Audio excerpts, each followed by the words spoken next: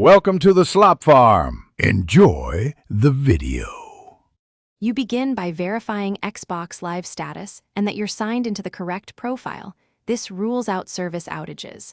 Next, power cycle your console and router. Turn each off for 10 seconds, then restart to clear temporary network faults.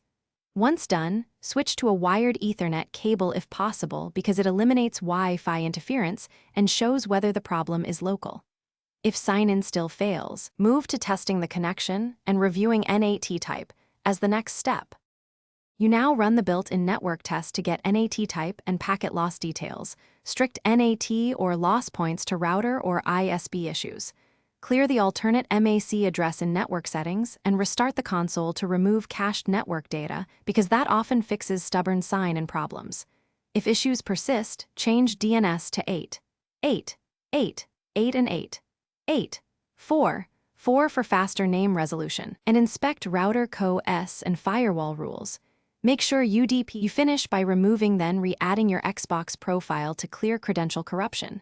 Sign back in and test Xbox Live immediately, because that often resolves account-related failures. If that fails, reset network settings or perform a console factory reset only as a last resort since it removes local data. Finally, if you still see errors, copy the error code and contact your ISP if it's clearly network-related, or Microsoft support for account/service issues. This targeted approach speeds resolution.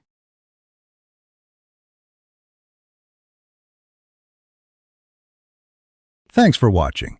Consider subscribing if we helped you today.